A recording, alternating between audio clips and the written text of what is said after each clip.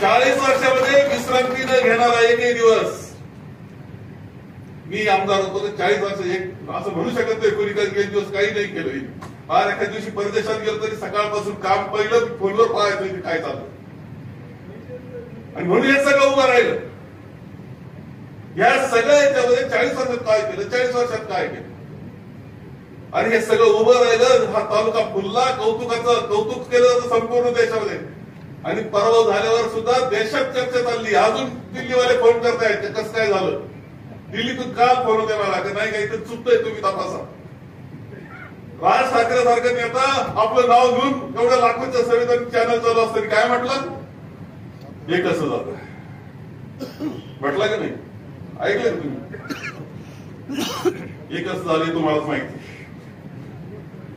परंतु हे होणं याच्यातून आणखी काय परिणाम, तेव्हा 2 वर्षामध्ये असा काळ आमचा आपला गेलाय की ज्यावेळी सरकार बदलल्यानंतर सुडाला पेटल्यासारखी माणसं वागत होती.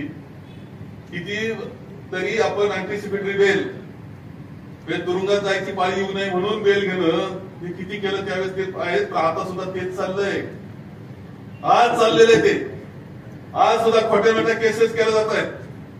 काय गुलेवाडीचं घडलं, काय केलं होतं, कोणती चूक केली होती. गुलेवाडीच्या सीताराम राव तुम्ही आहे का नाही, आले का नाही, त्याला बोलवतो काय कारण होतं त्याला अँटिसिपेटरी बेल घेण्याकरता 10-15 दिवस कुठे जावं लागलं. अँटिसिपेटरी बेल घेतली होती आले लोकांमध्ये, एकदा तुरुंगात डांबून त्याचा छळ केला असता. अशी कोणती चूक केली होती.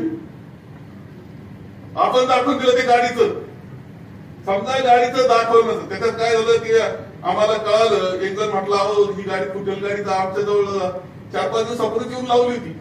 मग चक्र फिरायला लागले, सापडलं इथं 10 तारखेला जाऊन लावली होती रात्रीची त्या बाबांनी.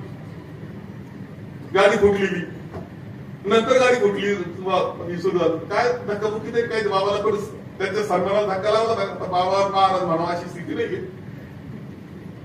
काय होतं, खोट्या केसेस, 307च्या केसेस, 307चा अर्थ जीवे मारण्याचा प्रयत्न करणं, त्यांचे व्यक्तिगत वाद, ते वाद इकडे घालायचे, आपल्यावर लोटायचं चाललंय.